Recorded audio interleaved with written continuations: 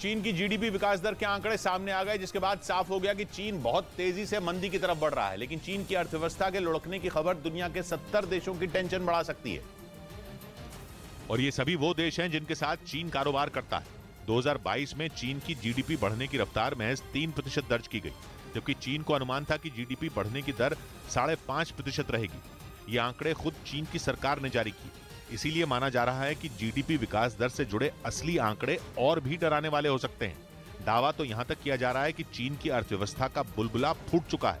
ऊपर से अनुमान यह है कि अगर सब कुछ ठीक भी रहा तब भी चीन को आर्थिक हालात संभालने में कम से कम 3 साल लग जाएंगे। इसीलिए ये उन सभी देशों के लिए खतरे की घंटी है जो लंबे वक्त से चीन के साथ या तो कारोबार कर रहे हैं या जहां चीन भारी भरकम निवेश कर रहा है। इसीलिए चीन के हालात दुनिया के लिए टेंशन बढ़ाने वाले बन गए, क्योंकि अब यह साफ हो गया कि चीन में रियल एस्टेट सेक्टर के डूबने की खबरें गलत नहीं थी। ऊपर से कोरोना विस्फोट के कारण अर्थव्यवस्था पर हुआ असर चीन की कमर तोड़ने वाला साबित हुआ।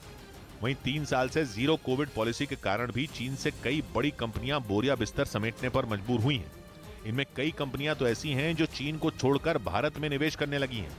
यही वजह है कि जीडीपी विकास दर से जुड़े आंकड़े चीन की स्थिति से पर्दा उठाने वाले हैं।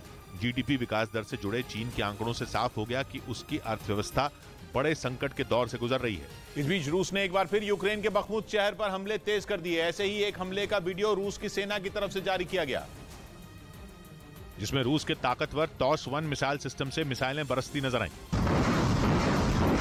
और इन मिसाइलों ने जब जमीन को छुआ तो वहां जोरदार धमाके हुए। ये मिसाइल अटैक इतने जोरदार थे कि इनसे निकले धुएं के गुबार ने सारे शहर को ढक दिया। आरोप है कि रूस की सेना ने इसी तरह बखमुत के अलग अलग हिस्सों में मिसाइलों की बारिश की, जिसकी वजह से कई इलाकों में तबाही मच गई।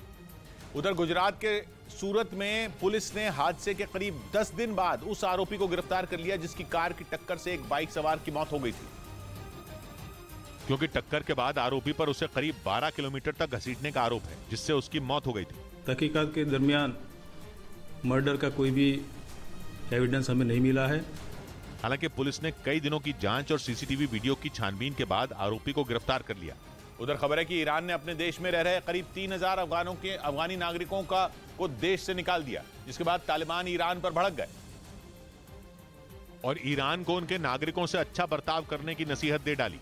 जानकारी के मुताबिक ईरान ने पिछले 2 दिन में अपने देश से करीब 3000 से ज्यादा अफगानी शरणार्थियों को बाहर कर दिया और कहा जा रहा है कि जबरन इन लोगों को अफगानिस्तान भेज दिया गया, जबकि वो जाना नहीं चाहते थे।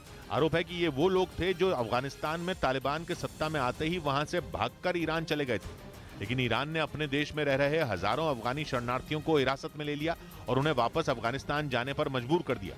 हालांकि ईरान के विदेश मंत्रालय के मुताबिक उनके देश में 40 लाख से ज्यादा अफगानी शरणार्थी रहते हैं, पर यह कार्रवाई सिर्फ उन लोगों पर की गई जो तालिबान के सत्ता संभालने के बाद ईरान पहुंचे थे। न्यूज़ 18 इंडिया की web series FIR number 208 streaming सून।